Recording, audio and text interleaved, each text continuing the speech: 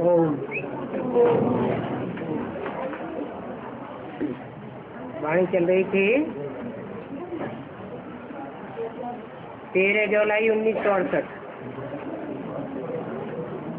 और दूसरे पेज के मध्यांश में बात चल रही थी कोई को समझाना है तो तोते मिसल नहीं समझाना है, खुद हद्दी समझा हुआ हो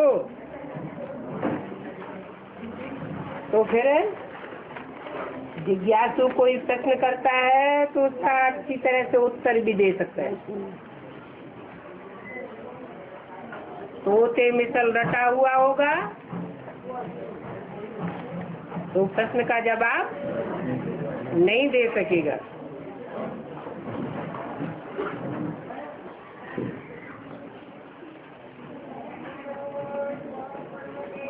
ये तो बच्चे समझते हैं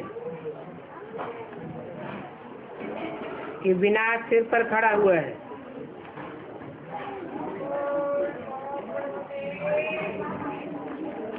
तुम इसके लिए बाप को बुलाते हो,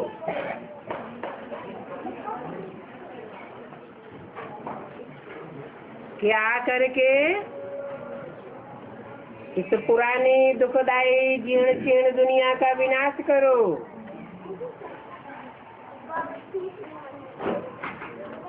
और नई दुनिया की स्थापना करो।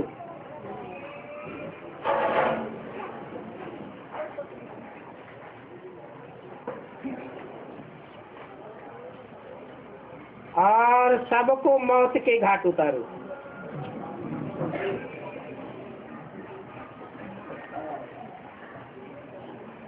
मौत आत्माओं की तो होती नहीं है। होती है क्या? जो आत्मिक स्थिति में स्थित तो हो जाएंगे उनकी तो मौत नहीं होगी। किनकी होगी? जो देवान में टिके हुए होंगे, आत्मिक स्थिति की प्रैक्टिस नहीं करने वाले होंगे, उनके लिए मौत आया कि आया।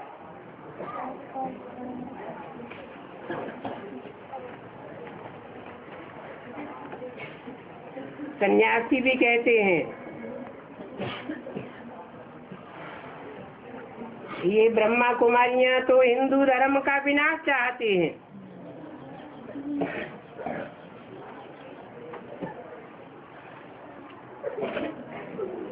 उनका भी जवाब देने वाला होना चाहिए। बोलो, हिंदू तो कोई धर्म ही नहीं होता। कोई देश के नाम पर कोई धर्म का नाम होता है क्या? अमेरिका का रहने वाला होगा, अमेरिका में अमेरिकन धर्म होता है क्या? ब्रिटानिया का रहने वाला होगा, उस नाम पर धर्म पड़ेगा क्या? रूस का रहने वाला और रशियन धर्म पड़ेगा क्या? देश के नाम पर धर्म का नाम नहीं होता है। ये तो विदेशी लोग आए हैं,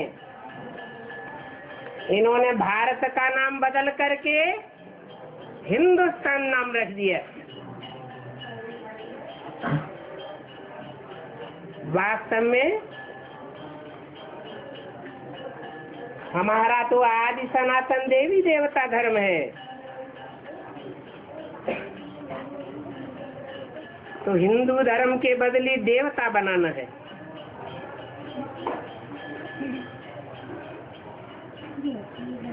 जो पक्के देवता धर्म के होंगे वो तो कभी भी कन्वर्ट होने वाले नहीं होंगे।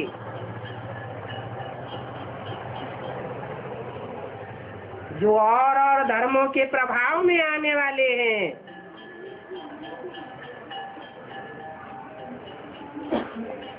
वो कच्चे हैं और धर्मों में कन्वर्ट होते रहे हैं। दूसरे धर्म वाले कोई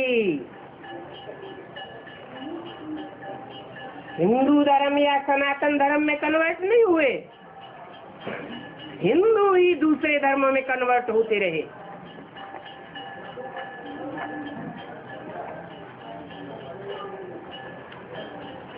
क्योंकि हिंदुस्तान पुराना देश है, पुराने से पुराना है। यहाँ के बाशिंदा भी पुराने,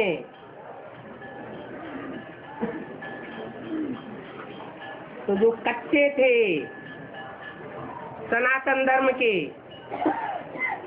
वो और धर्मों में कन्वर्ट होते रहे।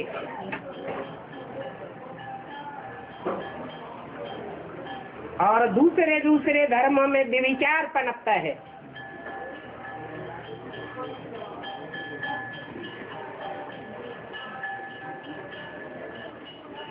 स्वदेश में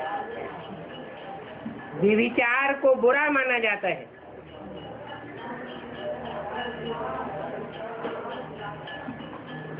विचार के कारण जनसंख्या और देशों में ज्यादा बढ़ती गई और भारतवासी जो पक्के थे उनकी संख्या कम होती गई। आज देवी देवता सनातन धर्म प्राय लोप हो चुका है, जैसा गीता में भी लिखा हुआ है। जब प्रायः लोप हो जाता है तब मैं आकर के स्थापना करता हूँ।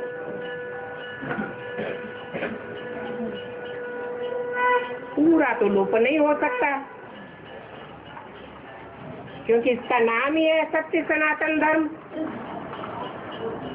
सत्य का कभी नाश नहीं होता है।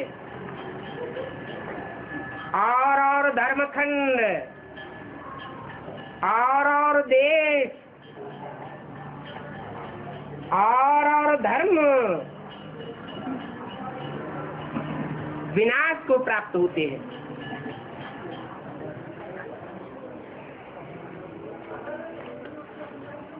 ये भारत खंड कभी विनाश को प्राप्त नहीं होता। अविनाशी खंड है, क्योंकि इसकी स्थापना करने वाला भगवान स्वयं अविनाशी है।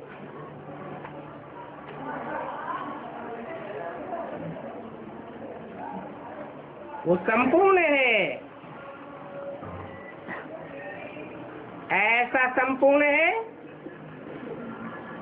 जिसके लिए शास्त्रों में गायन है, पूर्णमिदं पूर्णमदः पूर्णात् पूर्णमुदच्यते पूर्णस्य पूर्णमादाय पूर्णमेवावशिष्यते। ये सदैव ही पूर्ण है। उस पूर्ण में से पूर्ण भी कोई ले ले, जैसे कि हीरो पाटधारी।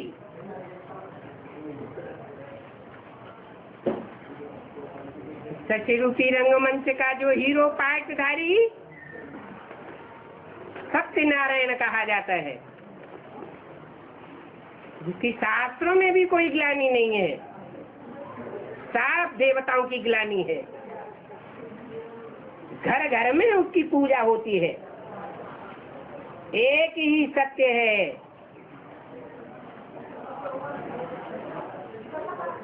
उस सत्यनारायण ने ऐसा पुरुषार्थ किया जो अपूर्ण नर से संपूर्ण नारायण बना और संपूर्ण की याद से बना। वो संपूर्ण है शिव, उसका नाम है सदाशिव। उस सदाशिव में से संपूर्ण योग की शक्ति भरने वाला नारायण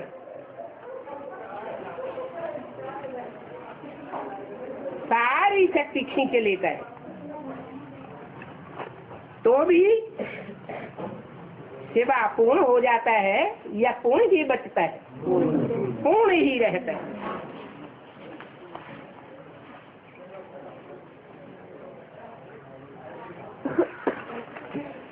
ऐसा ये सत्य सनातन धर्म का स्थापन करने वाला सच्चा बाप है। जो सदैव संपूर्ण है।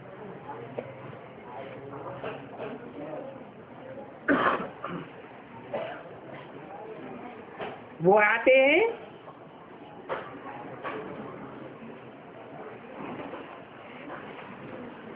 तो जो भी धर्म के नाम पर अधर्म बन चुके हैं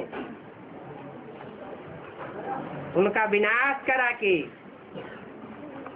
सत्य सनातन धर्म की, देवी देवता धर्म की स्थापना करते हैं। वो देवी देवता धर्म नर से नारायण बनाने का, नारी को लक्ष्मी बनाने का,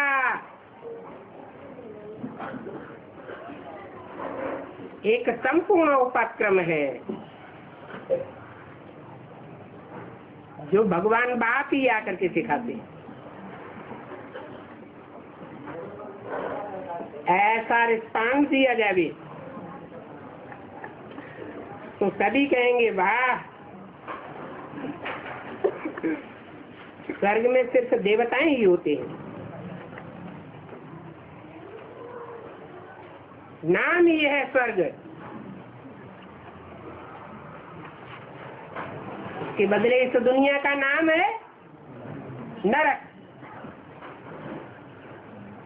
स्वर्ग स्थापन करने वाला ही है जो सदैव स्थिति में रहने वाला है।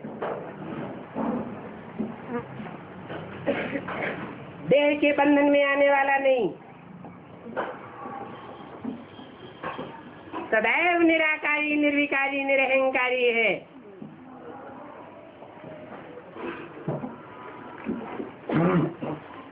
वो आकर के अपने बच्चों को भी निराकारी निर्विकारी निरहंकारी बनाते हैं।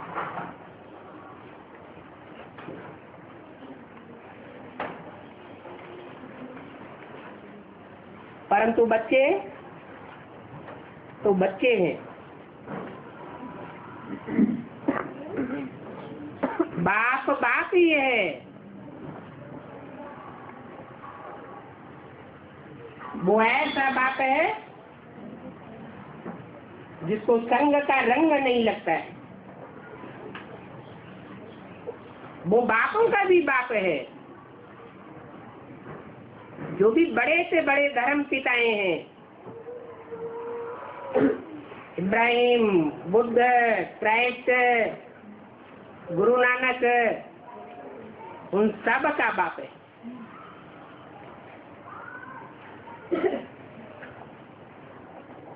ये धर्म पिताएं भी निराकारी स्टेज वाले थे।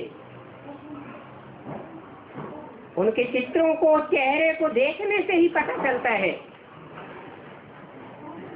कि जैसे उनकी मन बुद्धि इस दुनिया में नहीं है, कहीं ऊपर लटकी हुई है। गुरु नानक का चेहरा देखो, महात्मा बुद्ध का चेहरा देखो, क्राइस्ट का चेहरा देखो, वो निराकारी तेज झलकती है।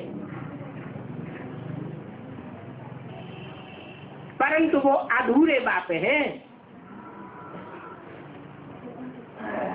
अधूरे धर्म खंडों में आकर अधूरे धर्म की स्थापना करती है। वो 7 धर्म खंड विनाशी हैं। चाहे चीन, जापान, बौद्धी धर्म खंड हो,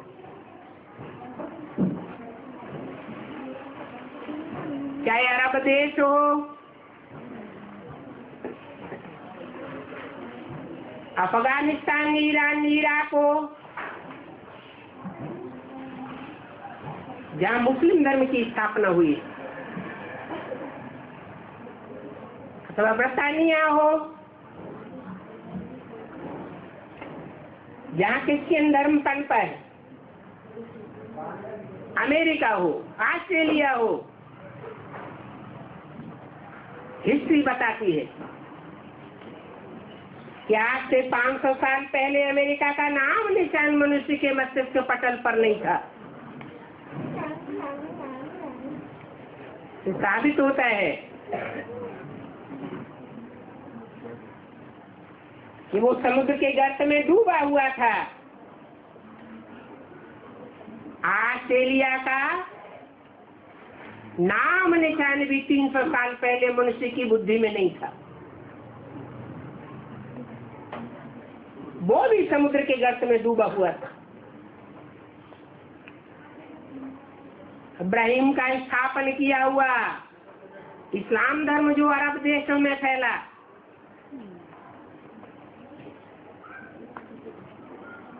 वो भी विनाशी धर्मखंड है।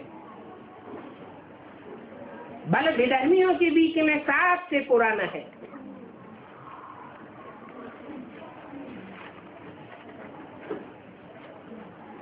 ये सब असत्य है।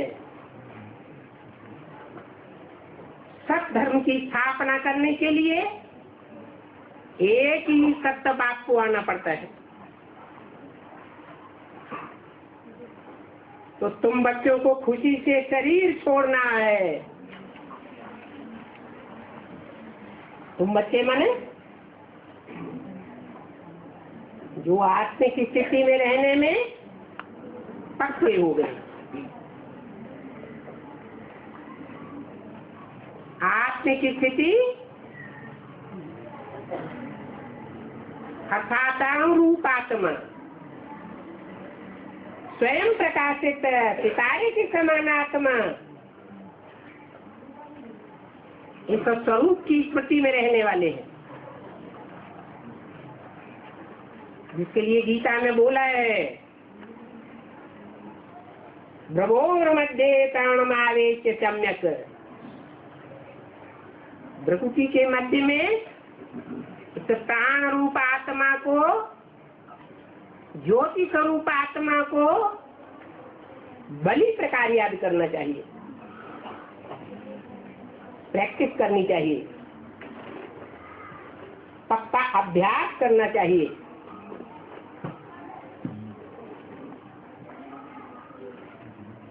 अर्जुन ने भगवान से पूछा गीता कैसी है? कि अर्जुन ने भगवान से पूछा ये मन बड़ा ही चंचल है, इसे कैसे कंट्रोल किया जाए? तो भगवान ने कहा अभ्यास है तो कौनते अभ्यास करके इसको कंट्रोल किया जा सकता है। बार बार मन बुद्धि बाहर की ओर भागेगी, बहिर्मुखी बनेगी, बार बार बहिर्मुखी से खींचकर प्रकृति के मध्य में उस सितारे को याद करने की प्रैक्टिस करनी है। और उसका सबसे अच्छा फाउंडेशन का टाइम है अमृत बेला। सूर्योदय से पहले जितना अच्छी प्रैक्टिस कर लेंगे, फाउंडेशन पक्का होगा तो सारा दिन अवस्था निराकारी बनेगी,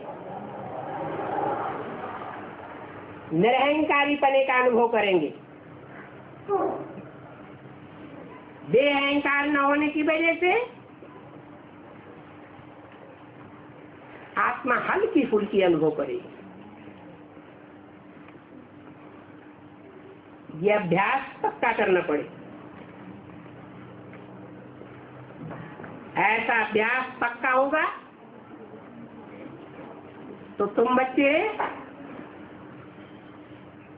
महाविनाश के हाहाकार के बीच भी, जब इस दुनिया में शहर शहर में एटम बम फट रहे होंगे, अशांति ही अशांति फैल रही होगी, और हम बच्चे शांति स्टेज में रहेंगे। ये प्रैक्टिस की बात है। खुशी से शरीर छोड़ेंगे। शास्त्रों में भक्ति मार्ग में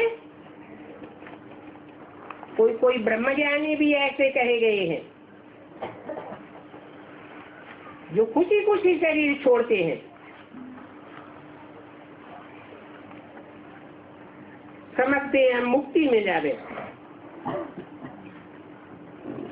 परंतु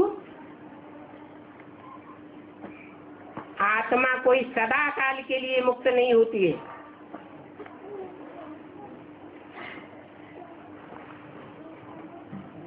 जो लोग समझते हैं कि आत्मा मोक्ष को पावे, सदा काल से ऐसा पुरुषार्थ लोग करते आए हैं कि आत्मा सदा काल की मुक्ति को पावे, परंतु अगर इस तरह आत्माओं की सदा काल के लिए मुक्ति हुई होती तो मनुष्यों की जनसंख्या बढ़ती या घटती? घट जानी चाहिए। और जनसंख्या लगातार बढ़ रही है। 2500 वर्ष की हिस्ट्री क्या कह रही है? बढ़ रही। मनुष्य जाति की ही जनसंख्या नहीं बढ़ रही है। मनुष्य जाति का वृक्ष है मनुष्य का शरीर और बीज है आत्मा।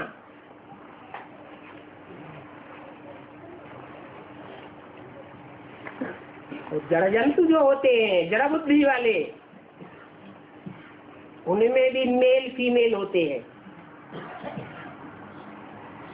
मनुष्य जाति में भी मेल फीमेल आत्माएं हैं, जो कभी मेल जन्म लेती है, कभी फीमेल का जन्म लेती है, कर्म संस्कारों के अनुसार।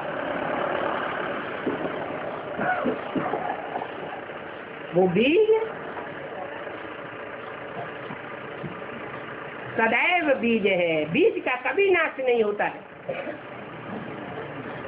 तो एक तरफ वो ब्रह्म के विज्ञानी कहते हैं कि हम मुक्ति में जावे, सदा काल की हमारी मुक्ति हो जावे, और दूसरी ओर कहते हैं आत्मा अविनाशी है। एक ओर कहते हैं आत्मा परमात्मा में लीन हो जावे, और दूसरी ओर कहते हैं आत्मा अविनाशी है। दोनों बातें कैसे संभव होंगी?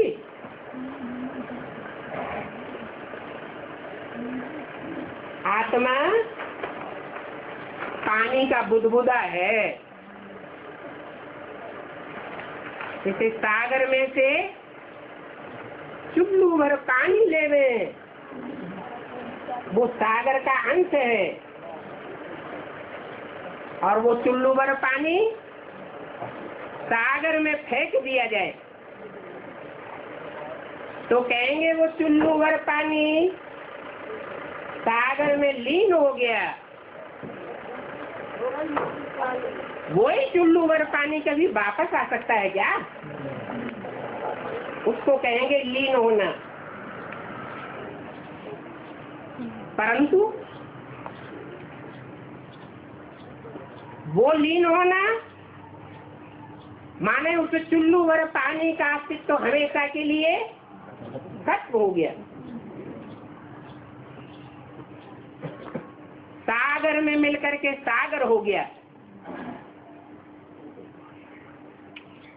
उस चुल्लू भर पानी जो अंश था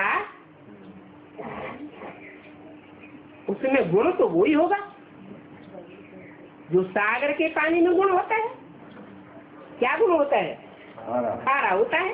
तो चुल्लू भर पानी में मीठा होगा क्या? खारी हो। अगर आत्माएं परमात्मा बाप का अंश है तो उनमें दुर्गुण कहाँ पे आ जाते हैं? और सभी मनुष्य आत्माओं में नहीं, जो भी जड़ जीव जंतु हैं सब में दुर्गुण भरे हुए हैं। ये कहाँ से आए? कहेंगे संग के रंग से आए। जब नई सृष्टि बनी थी, नया सृष्टि रूपी मकान बना था, तो नई चीज सुखदायी होती है या दुखदायी होती है? ये सृष्टि भी सुखदायी थी, आत्माएं सभी सुखदायी थी। वहां कीड़े मकोड़ों जैसी आत्माएं दुखदाई नहीं होती हैं। पहले मनुष्य सतोप्रधान के बाद तमोप्रधान बनता है, और मनुष्य के संसर्ग संपर्क में आने वाली मनुष्य आत्माएं को फॉलो करने वाली सारी मनुष्य के जड़ जीव जंतु संग के रंग में आकर तमोप्रधान बनते हैं।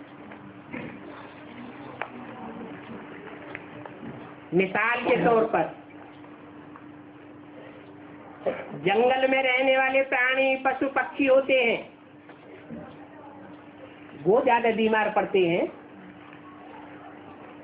या मनुष्य के संसर्ग संपर्क में रहने वाले प्राणी ज्यादा बीमार पड़ते हैं?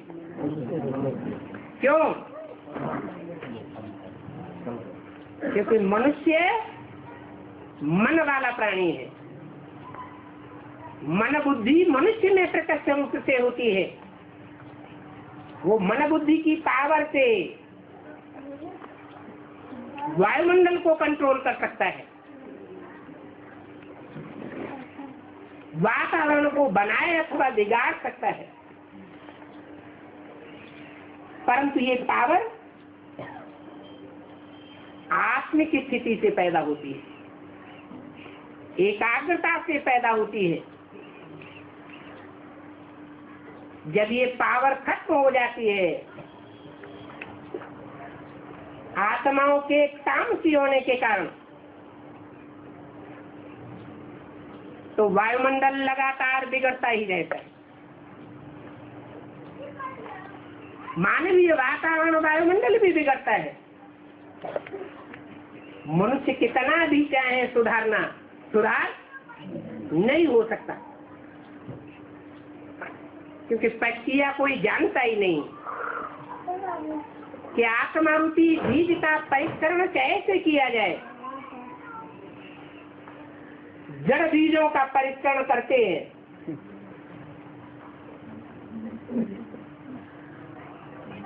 तो उनसे ज्यादा पैदाइश होती है, बड़े बड़े फल निकलते हैं।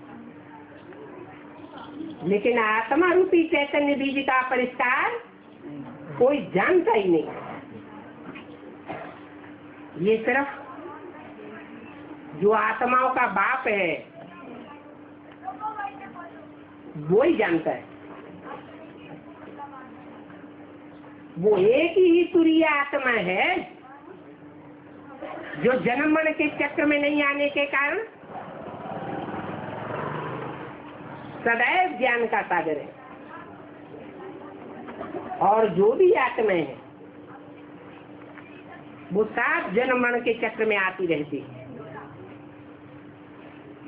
ऐसे नहीं कि वो आत्माएं परमात्मा में लीन हो जाती हैं, नहीं, पुनः आवर्तन होता रहता है। एक साइकिल पूरा होता है चतुर्युगी का, फिर दूसरी चतुर्युगी शुरू होती है, तीसरी चतुर्युगी शुरू होती है। अनादिकाल से ऐसे ही चलता चला आया।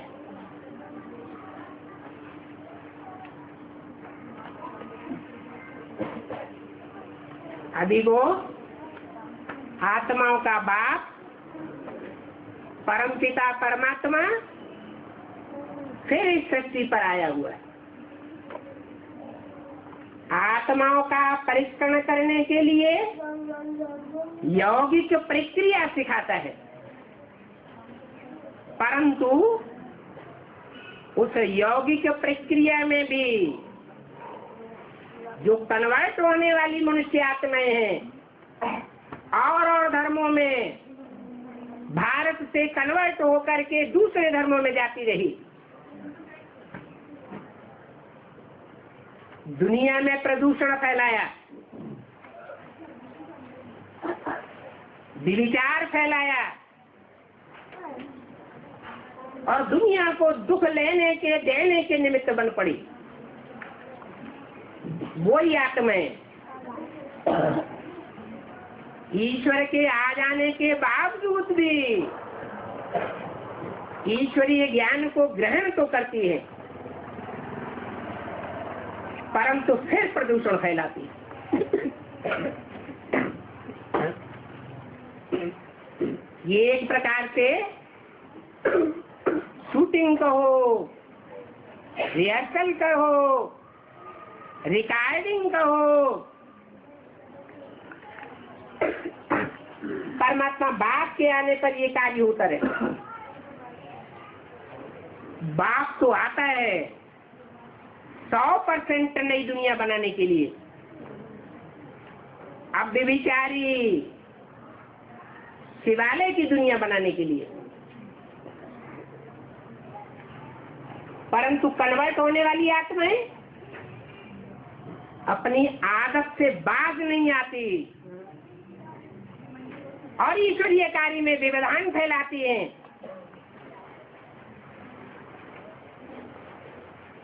फिर भी विचार का पोषण करवा देती है। और विचार का पोषण होने से दुनिया वैश्यालय बनेगी या शिवालय बनेगी? वैश्यालय बनती है। परंतु जो जैसा करेगा वैसा पावेगा। है सारी रंग संग के रंग की बलिहारी। ईश्वर बाप को पहचान कर, अंजाम कर, दुनिया के सामने ढोल पीट कर कि भगवान बाप आया हुआ है स्वर्ग स्थापन करने के लिए, फिर औरों की मत पर चल पड़ना और बाप को लात मार देना, बाप की बात को न मानना, श्रीमत के बदले मनुष्य की मत पर चलना, मन मत पर चलना। इससे दुनिया में कौन सी शूटिंग होती है? विचार की, वैश्यालय की शूटिंग होती है। और वो आत्माएं स्वयं भी वैश्यालय में जाने के निमित्त बनती हैं और संगी साथियों को भी जन्म जन्मांतर के लिए वैश्यालय में ले जाने की निमित्त बन जाती है।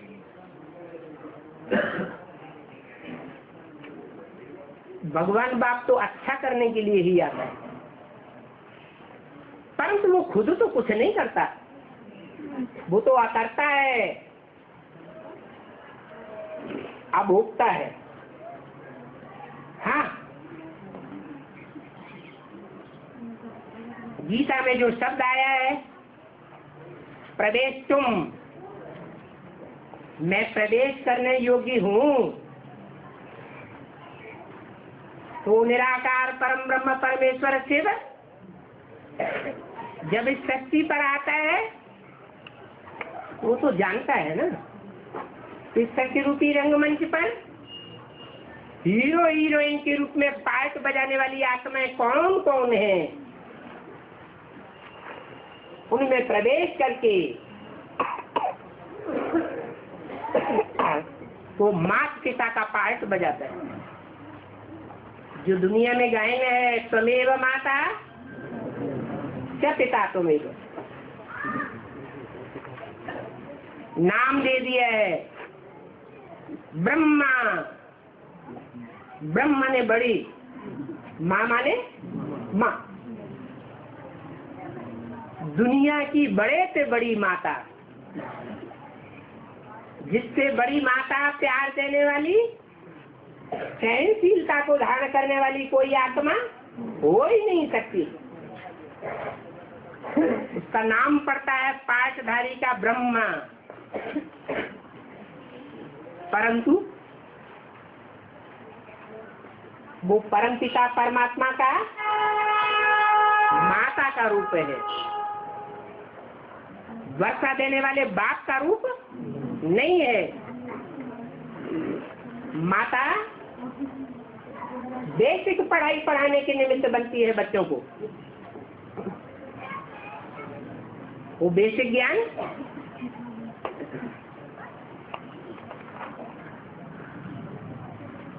ब्रह्मा कुमारी सरस्वती का ज्ञान कहा जाता है।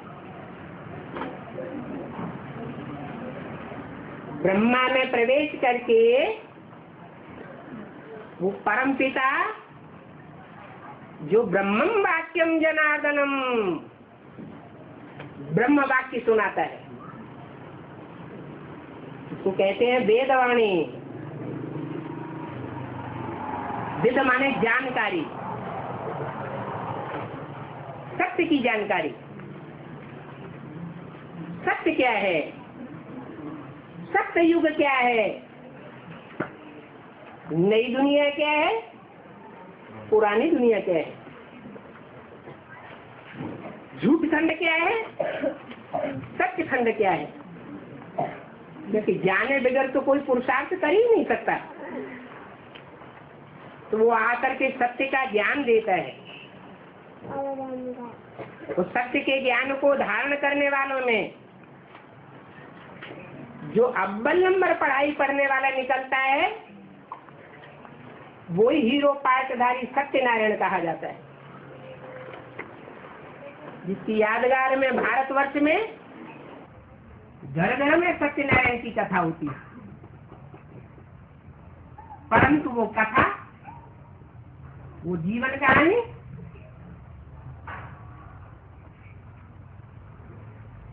परंपरा से चलते चलते हजारों वर्ष बीत जाते हैं, कोई जानता ही नहीं है। स्वयं परम पिता परमात्मा को ही उसकी सत्य जानकारी देनी पड़ती है कि सत्य सत्य सत्यनारायण की ये कथा है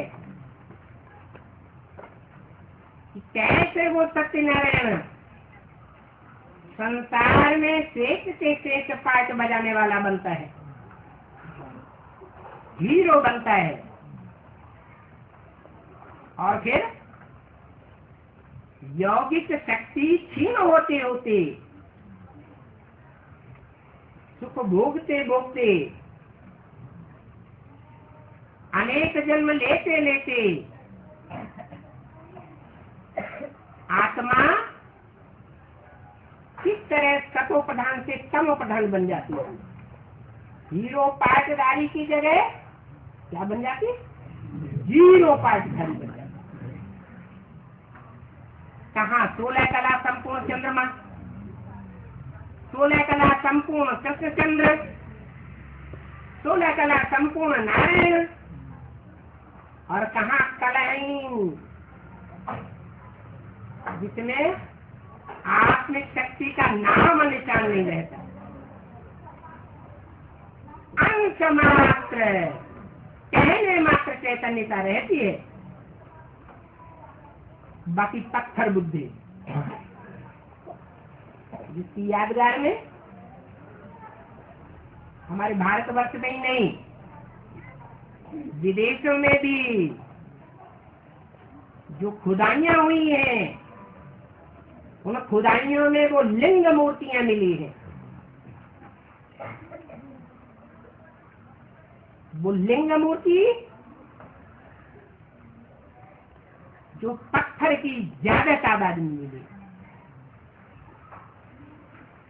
उससे थोड़ी तादाद में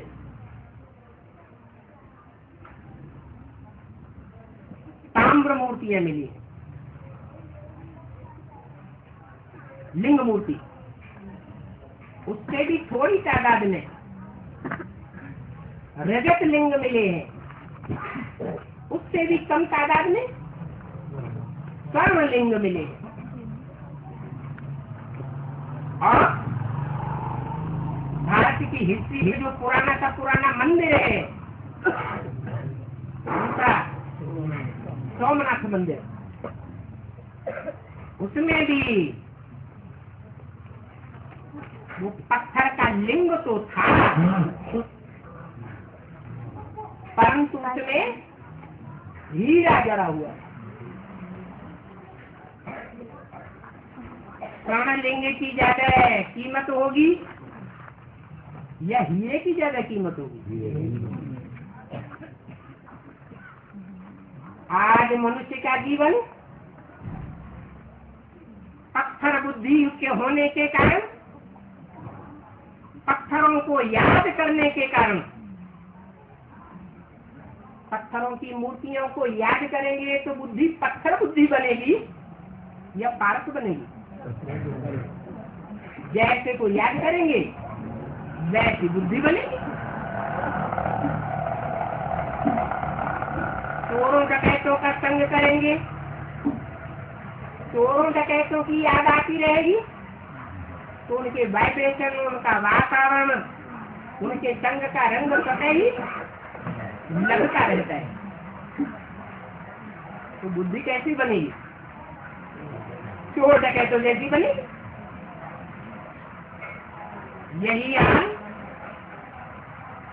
भारतवासियों और भारत के हीरो पाटधारी का हो जाता है।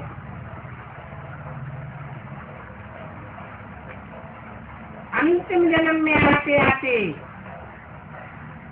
संघर्ष करते करते वो हीरो पाटधारी आत्मा भी अंतिम जन्म में जीरो बन जाती है।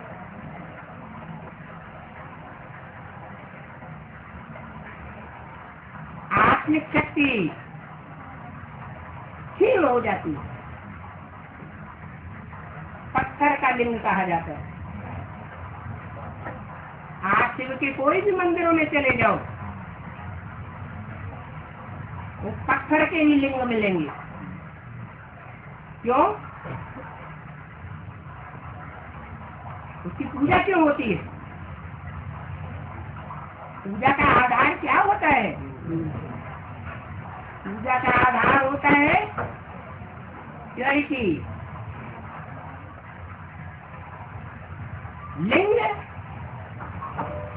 बड़ा रूप है या लिंग में जो बिंदु रखा जाता है वो बड़ा रूप है? वो बिंदु परम पिता परमात्मा ज्योति बिंदु शिव की यादगार है, जो सोमनाथ मंदिर में हीरे के रूप में दिखाया गया था। और लिंग जिस मनुष्य तन में वो सुप्रीम सोल प्रवेश करता है, मुकर्रर रूप से प्रवेश करता है।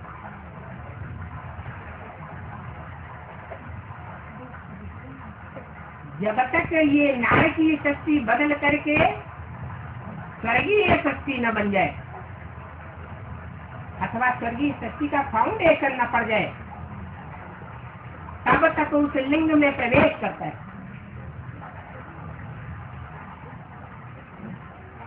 वो सारा ही टाइम शूटिंग का टाइम है, रिहर्सल का टाइम है, रिकॉर्डिंग का टाइम है। रिहर्सल के टाइम पर जो जैसा पार्ट बजाएगा ब्रॉड ड्रामा में वही पार्ट प्ले होगा। नूड हो जाती है। भगवान किसी को सुख या दुख नहीं देता है। देता है क्या? नहीं, वो तो रास्ता बताता है, श्रीमत देता है। ऐसा करेंगे तो ऐसा पावेंगे, वैसा करेंगे तो वैसा पावेंगे। कर्म अकर्म विकर्म की गति बताता है। अब जो आत्मा जैसा पार्ट बजाती है, जन्म जन्मांतर उनको वैसे ही प्राप्ति हो जाती है। इसलिए कहते हैं भगवान जब भाग्य बात में आया था तो सोए हुए थे क्या? माना अज्ञानी में सोए हुए थे क्या? अज्ञानी माने क्या? भगवान जो ज्ञान सुनाता है तो ज्ञान के सवेरे में ले जाने वाला है या रात्रि में ले जाने वाला, अंधकार में ले जाने वाला ज्ञान है? बाकी मनुष्यों से जो कुछ सुनते हैं या मनमत से जो हम चलते हैं, ईश्वर की श्रीमत को छोड़कर चलते हैं, उससे हम अंधेरे की दुनिया बनाते हैं। अंधेरे में भटकना होता है, ठोकरें खानी होती हैं, धक्के खाने होते हैं। नहीं तो भगवान तो इस धरती पर आकर के हमको जन्म जन्मांतर का राजा बनाता है, राजयोग सिखाकर। नहीं तो कोई बताए ये जन्म जन्मांतर जो हिस्ट्री में राजाएं हुए हैं, इनको राजाई अर्थात कंट्रोलिंग पावर किसने सिखाई, कब सिखाई? जरूर भगवान ही आकर के रंग को राजा बनाता है, अभी बना रहा है। अब ये तो नहीं है कि पढ़ाई पढ़ने वाले जितने भी होते हैं वो सब ऊंच पद पा जाते हैं, पाते हैं क्या? नहीं, पढ़ेंगे कैसे भी है, पढ़ेंगे लिखेंगे तो बनेंगे नवाब, खेलेंगे कूदेंगे, खेलकूद करते रहेंगे, खेल करते हैं ना फालतू के,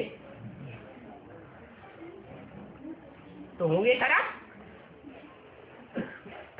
तो कुछ अपना जन्म जन्मांतर का भाग्य बिगाड़ते रहते हैं, अपना भी बिगाड़ते हैं, और संग में पार्ट बजाने वाले साथियों का भी पार्ट खराब कर देते हैं।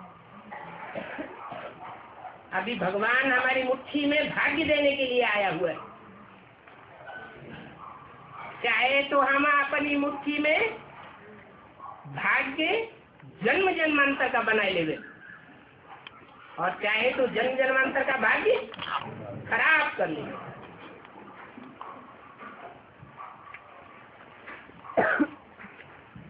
बाकी मुसलमान लोग ऐसे कहते हैं, हिंदू भी कहते हैं कि भगवान ही सुख देता है, भगवान ही दुख देता है। लेकिन वास्तव में भगवान को सुख का सागर कहा जाता है, सुखदाता कहा जाता है या दुखदाता कहा जाता है? दुख का सागर कहा जाता है, कोई नहीं कहता। भगवान तो सुख ही देने आता है,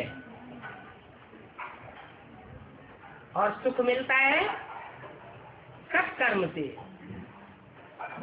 सत्कर्म पुण्य को कहा जाता है। पुण्य क्या होता है?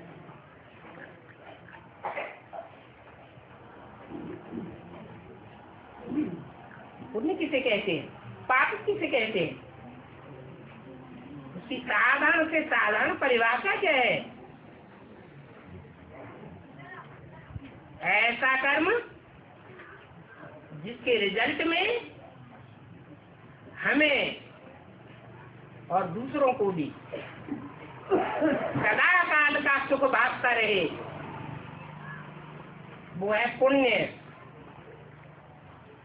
और ऐसा कर्म हम करें जिसके रिजल्ट में सदा काल के लिए क्या भागता रहे, दुख भागता रहे, वो है पाप। भगवान पाप करना नहीं सिखाता, दुख देना नहीं सिखाता। उसका तो नारा है, न दुख दो न दुख लो। सुख देंगे तो सुख मिलेगा, दुख देंगे तो दुख मिलेगा। सुख का ही फाउंडेशन डालना चाहिए।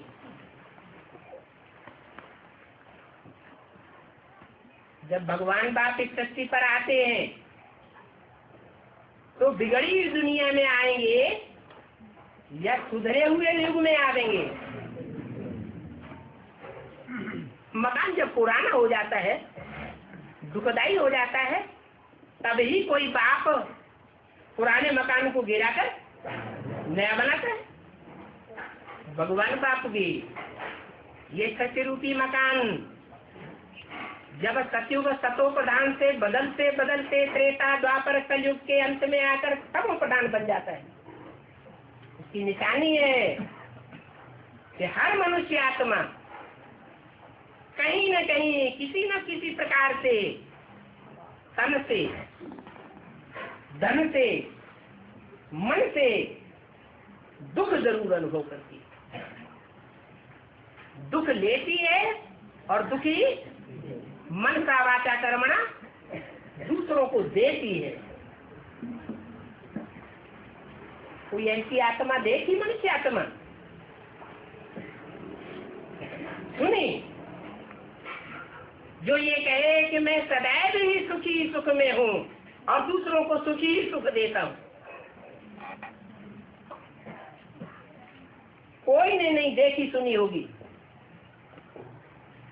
लेकिन अगर ऐसा नहीं है तो गायन कैसे होता है सत्यनारायण का? सत्यनारायण की तो शास्त्रों में भी कोई ग्लानि नहीं है। जरूर सुख ही दिया होगा। मंदिरों में भी जाते हैं तो उनके जड़ चित्तों को देखने से ही खुशी हो जाती है। तो जब उन्होंने चैतन्य रूप में पाठ बजाया होगा तो कितने सुखदायी रहे होंगे। जो भी आत्माएं उनके संसर्ग संपर्क में संबंध में आई होंगी सबने सुख ही अनुभव किया होगा। चाहे संबंध में आने वाली हो, संबंध गहरा होता है, संपर्क हल्का होता है। तो संबंध में आने वाली आत्माएं भी सुख ही सुख अनुभव करती है, किसी प्रकार का दुख अनुभव नहीं करती। शरीर के द्वारा ही सुख और दुख दिया जाता है, कर्मेंद्रियों के द्वारा ही सुख और दुख भोगा जाता है। तो सत्यनारायण का पाठ ही ऐसा है कि कोई भी मनुष्य आत्मा उनके दुख का अनुभव नहीं करती है, सुख ही सुख का अनुभव करती है। हाँ, अपनी ही गलत फहमी के कारण कोई दुख अनुभव करे, सुनी सुनाई बातों के आधार पर दुख अनुभव करे, और दूसरी बात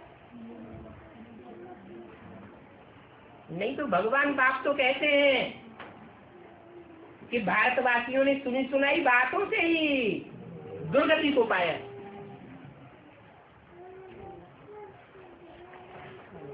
क्रिश्चियंस की, मुसलमानों की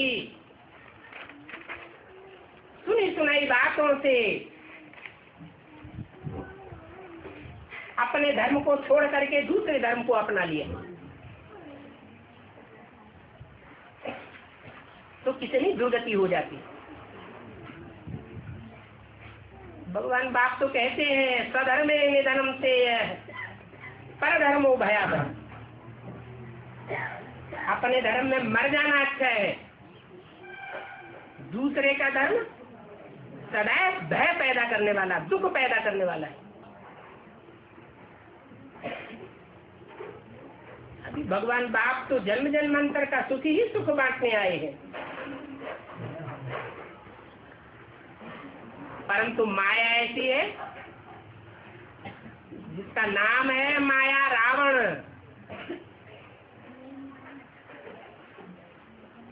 राम नहीं, एक ओर है राम और दूसरी ओर है रावण। क्या अंतर है खास है? राम है एक मुख वाला और रावण है अनेक मुख वाला। कहते भी हैं झूठ, एक झूठ बोलता है या झूठे को बीसों प्रकार का झूठ बोलना पड़ता है। एक झूठ के पीछे दूसरा झूठ, दूसरे के पीछे लाइन लग जाती है झूठ की, और सत्य तो निर्भय होता है, डंके की चोट बोलता है, उसको काट छांट करके बोलने की जरूरत ही नहीं। तो राम है एक मुख वाला, रावण है अनेक मुख वाला, माने अनेक मतें देता है। खासकर कितने मुख दिखाए जाते हैं? 10 मुख। दुनिया में भी 10 प्रकार के खास धर्म चल रहे हैं।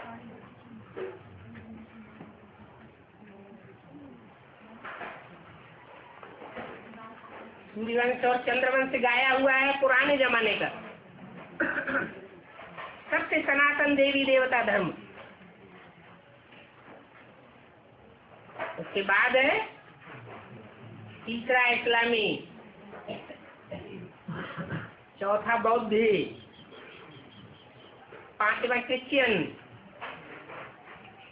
छठा संन्यास,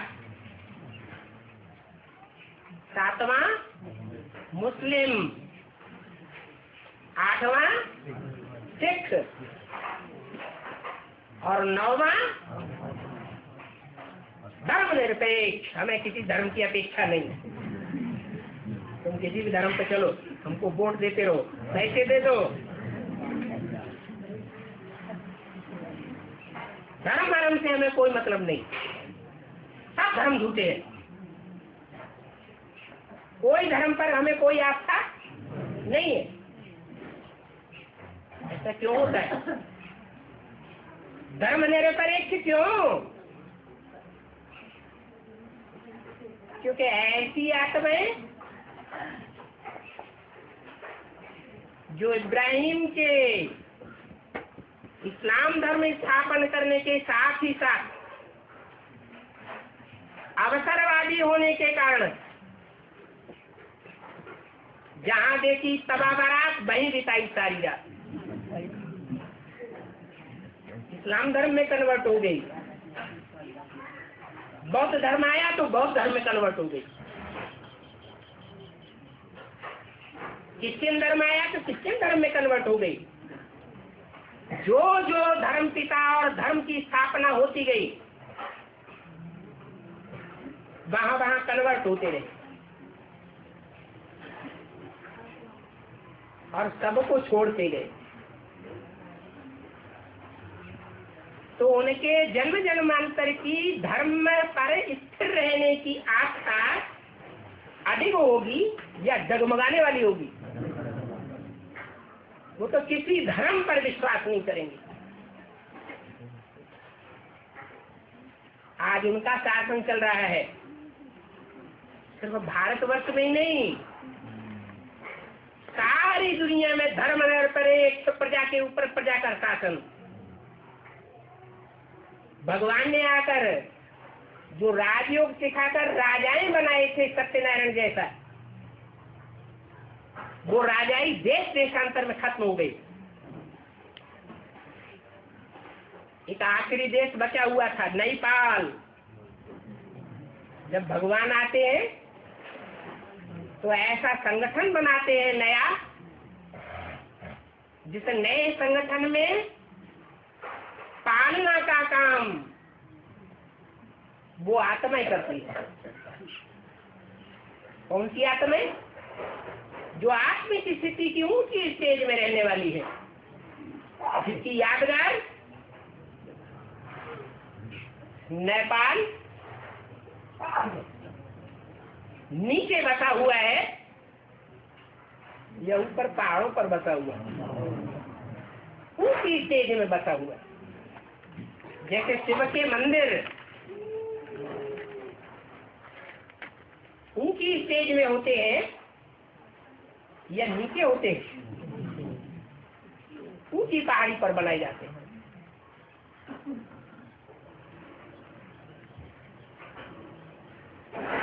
तो वो एक देश नेपाल में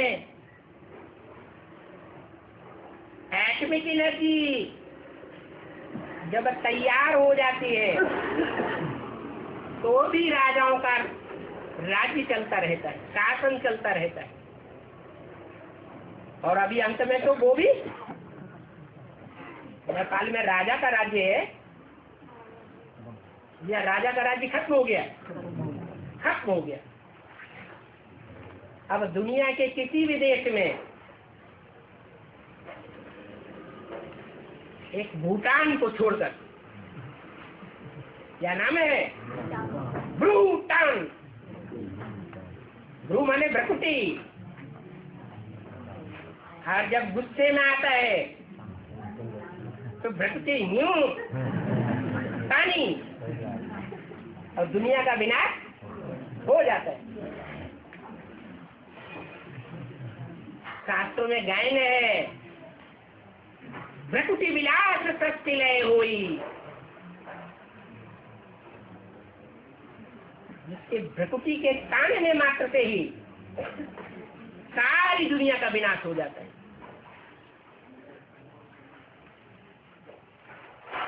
वो परमपिता परमात्मा की मुख्य मूर्ति है,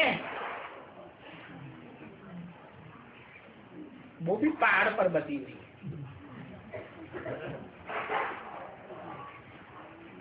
एक ही देश में राजा का राज्य रह गया, वो छोटा सा देश है।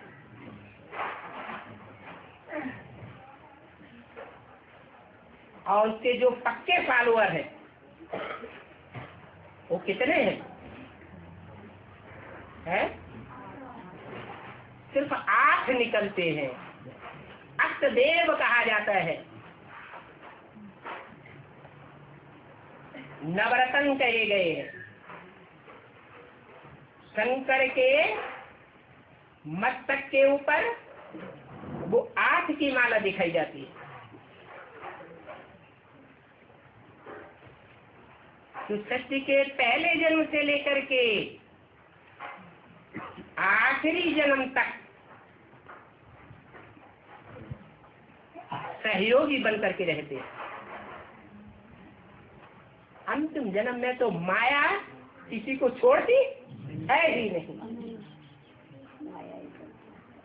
साफ नीचे गिर जाती है।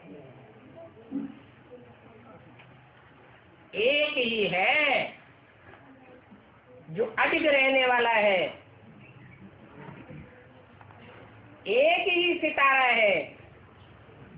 9 लाख सितारे आसमान में गाए जाते हैं ना,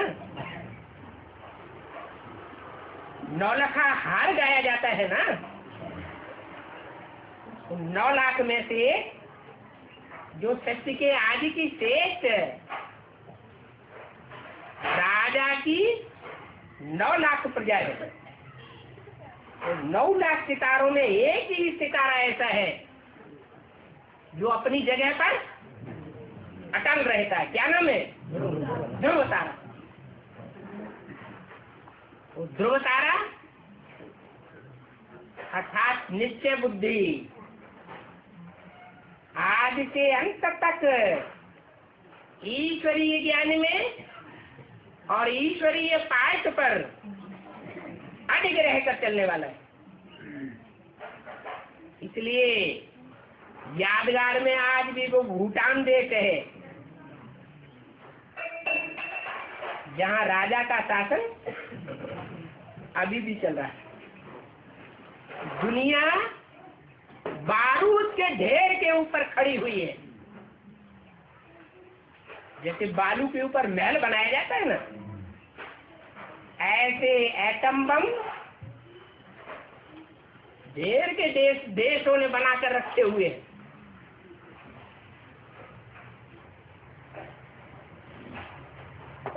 दो विश्व युद्ध हो चुके, एक दशक भी पूरा नहीं हुआ, एक शतक भी पूरा नहीं हुआ, तो क्या तीसरा विश्व युद्ध नहीं हो सकता?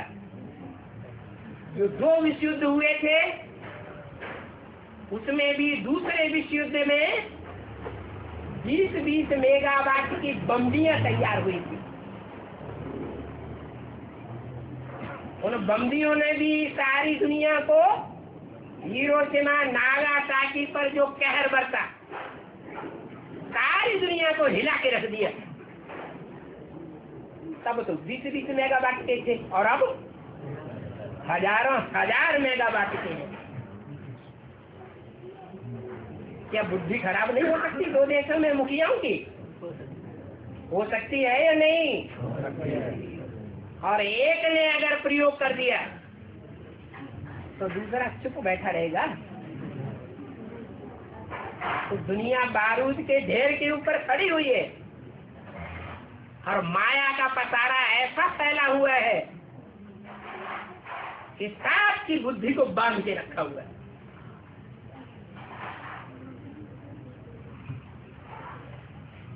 एक आत्मा है जो ईश्वरीय ज्ञान में जो मुख्य संदेश है कि भगवान बाप आया हुआ है, मुकर्रर रथ में साकार रूप में आया हुआ है,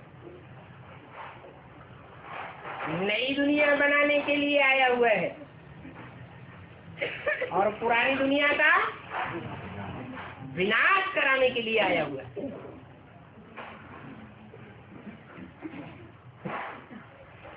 तो संदेश को लेकर के 100% अधिक रूप में एक आत्मा स्थिर है, बाकी सब कुछ न कुछ अपने अपने धंधे धोरी में रमे हुए। उन्हें दिखाई नहीं पड़ता क्या होने वाला है कल। तो जिसको दिखाई देता है वो तो तन से, मन से, धन से, मनसा वाचा कर्मणा से पूरी बाजी ईश्वरीय सेवा में लगाएगा या पेट की रोटियों में लगाएगा? काय में लगाएगा? सेवा में लगाएगा। इसको पक्का निश्चय हो चुका कि भगवान बाप आया हुआ है, विश्व का पालनहार है, तो हमारे पेट की पालना नहीं करेगा क्या? भगवान बाप भी कह रहे हैं, ब्रह्मा के मुख से बोल रहे हैं, ब्रह्मम वाक्यम जनार्दनम कहा जाता है। ब्रह्मा के नाम से चलाई हुई सारे विश्व में व्यापक एक ही संस्था है। कौन सी? ब्रह्मा कुमारी विद्यालय।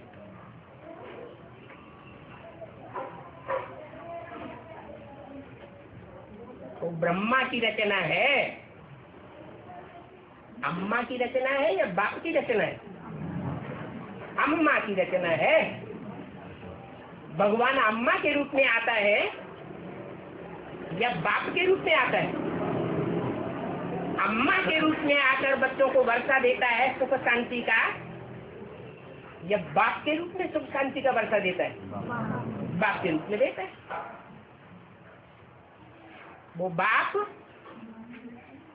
पांडवों का बाप है। पांडव गुप्त होकर के भ्रमण करते हैं कि प्रत्यक्ष रहते हैं। तो बाप कितना गुप्त होगा? तुम्हारा दान, मान, पुरुषार्थ, प्राप्ति सब कुछ गुप्त है।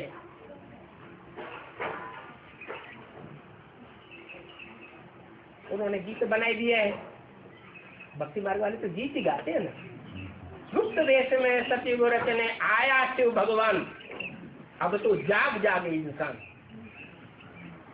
गीत बनाने वाले कहते तो आया शिव भगवान, पूछा जाए कहाँ आया है तो जैसे दुनिया वाले कहते हैं सर्वव्यापी है, वो भी क्या कहते हैं? क्या कहते हैं? सर्वव्यापी कहते हैं? नहीं, मुख से नहीं कहते हैं, लेकिन अंदर से समझते हैं कि भगवान का ब्रह्मा विष्णु शंकर का जो पार्ट है वो हमारा पार्ट है।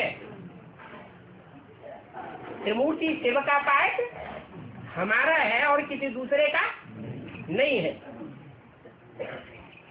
सर्वव्यापी मानना ही हुआ। कहते हैं मुख से, भगवान बाप सर्वव्यापी नहीं है, पाठ पढ़ाते हैं दूसरों को, लेकिन पूछा जाए सर्वव्यापी नहीं है तो एक व्यापी कहाँ है बताओ, साबित करो, ब्रह्मा के वाक्यों से साबित करो। जिसको तुम ब्रह्मा के वाक्य कहते हो, ब्रह्मा के वाक्य तो अटल होते हैं, तो कुछ नहीं बता देंगे। ओम शांति।